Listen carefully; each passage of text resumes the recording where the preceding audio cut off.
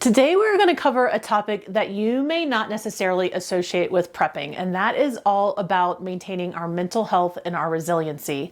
So you may be thinking, why are you talking about this? Well, two reasons.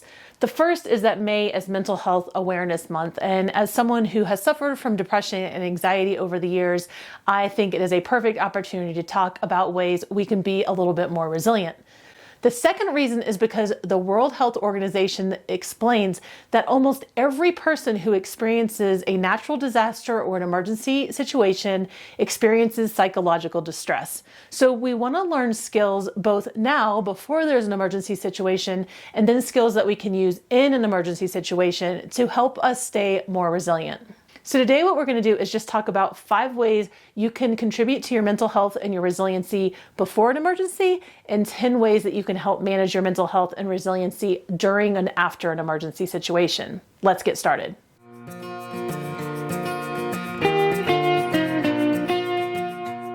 Now, I want to do the little caveat here. I'm not a doctor. I'm not a mental health care provider. I am not a specialist or anybody who is trained in this, but I am someone who has struggled with depression over the years. And I've done a lot of research on how to help kind of manage the symptoms and manage the anxiety and the challenges that come with being depressed. So what I want to do now is just share 5 ways that I help manage my mental health kind of on a day-to-day basis. The first step is just actually being physically healthy. It's about eating a healthy diet, about getting outside and moving. It's about staying in a routine and being physically healthy enough to manage the mental stressors that come into my life.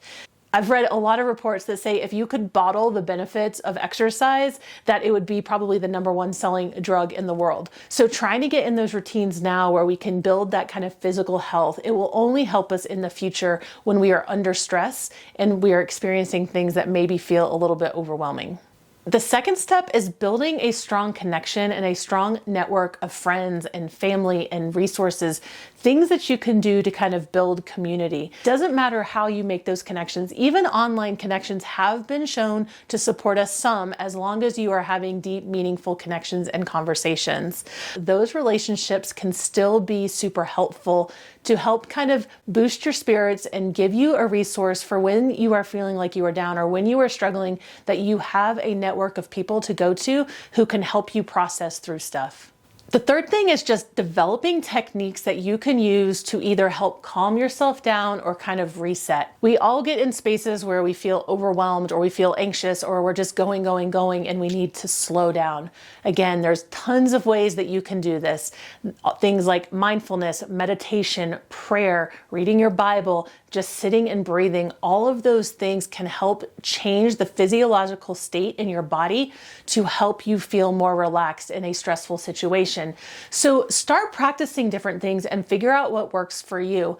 I know sometimes these can feel a little woo-woo, but there's actually a lot of science behind why these things help us in a stressful situation. And the more we can do now to build those skills and learn what works for us and what doesn't, the better off we will be in an emergency situation where we may need to rely on those skills to cope with everything going on. The fourth thing is just to foster optimism and kind of that positive outlook. So we know that when we are in a depressed state, it is really easy to kind of get into that negative thought pattern and that thought cycle.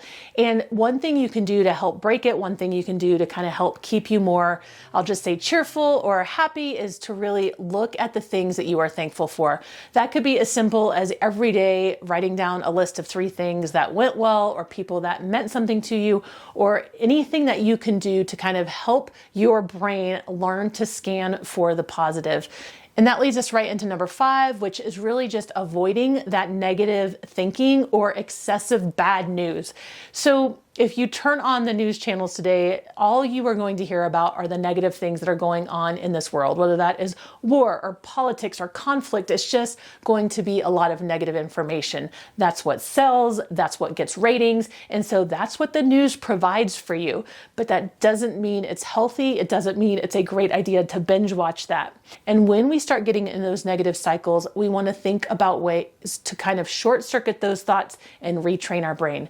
Cognitive behavioral therapy therapy is a great way to do that. If you haven't heard of it, just go Google it. It's all kinds of ways to change how our brain is processing information so that we can learn to manage the narrative inside, because that is what is driving a lot of your feelings or your depression or your anxiety or your excitement and your joy. So let's shift gears a little bit and talk about 10 strategies you should use in a crisis situation, which some of them overlap and some are a little bit different. So the first one is stay informed, but limit the exposure to that negative information. This ties closely to that news discussion we were just having. When you are in an emergency situation, you want to know what's going on so that you can make sure that you're evacuating to a safe place or that you are evacuating if you need to, but you don't want to just sit and listen to every bad thing that is happening in a crisis situation, because again, it will get overwhelming. It will get draining, and that can really lead to anxiety. It can lead to fear, and it's just not a super healthy place to be. So stay informed, but don't go down that deep rabbit hole of kind of that doom and gloom thinking. That's really easy to do.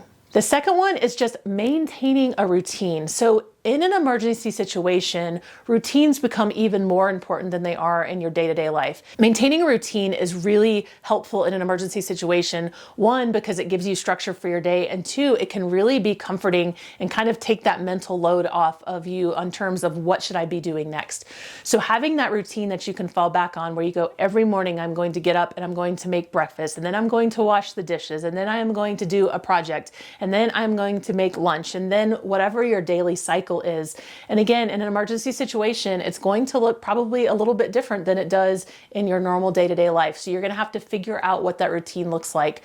The third one is staying connected. So we talked a little bit about building those community and that friendship and those relationships. Well, in an emergency, that's also super important. Again, when we're overwhelmed, when we're in crisis, we tend to shut down. We tend to pull in and really kind of go in that kind of inside space a lot of times. And instead, what we want to do is make sure that we are still connected to the people around us. When we are helping others, when we are serving others, that can also help us feel more in control and more comforted by the things that are going on. The fourth one is, again, those engagement techniques to kind of calm you, to keep you kind of grounded. So again, breathing, mindfulness, prayer, Bible study, whatever it is that helps you feel more confident, more secure, you are going to want to ramp that up in an emergency situation, not discard it. When we're under stress, again, a lot of times it's hard to think through these things, but having those routines in place will allow you to continue those kind of practices, which will help reduce the anxiety and the overwhelm associated with any sort of emergency situation. The fifth thing is just practicing self-compassion. And so what I mean by that is not beating ourselves up over whatever it is that's going on. Chances are, if we get to an emergency situation, there's going to be 20 things you wish you had done to be more prepared. Give yourself some grace, allow yourself to feel the feelings, be okay with being a little bit overwhelmed, recognize when you are, and then kind of get back on track so that you can continue to move forward and help yourself and help your family and help the community around you.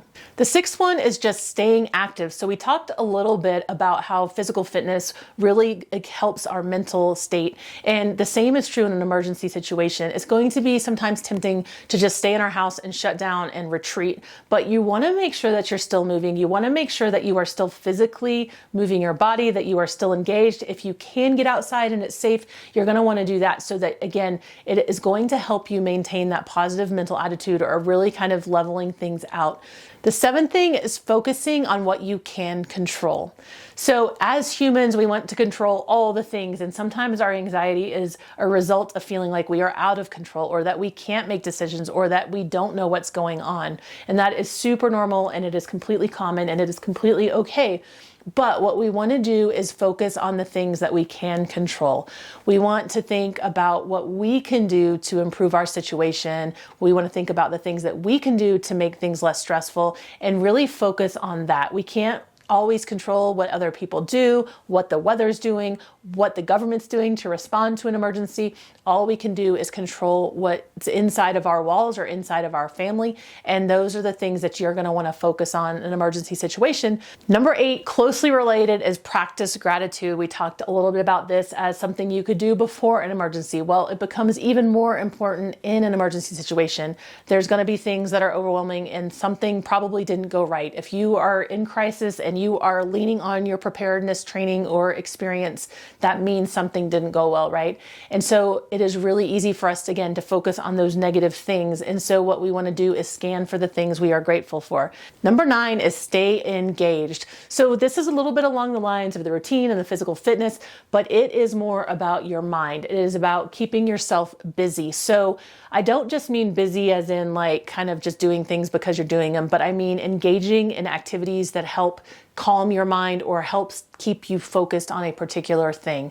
When we can kind of immerse ourselves in a task, it allows us to really reset and rest. Even if the task is active and even if it is taking mental effort, it means you are shutting all of the other things out. So you want to stay engaged. And then the last thing that I feel like I have to mention is just limiting substance use during emergency situations. So yes, we want some medicine to treat emergency things, but we don't want to self-medicate with substances because over time, that's actually detrimental to our mental and physical health. And that could be something that people turn to in a crisis situation, right? Because numbing out the feelings makes it a little less overwhelming in the moment, but can create additional stress as we move forward. So again, not all encompassing. Those are just 15 things that you can do, 5 before an emergency and 10 during an emergency to really help with that mental health piece. Because I think as preppers, we have to think about that piece as well as the physical aspects and the supply aspect and the skill aspect. Taking care of our mental health is absolutely important and absolutely critical in almost every situation, but particularly in a crisis situation.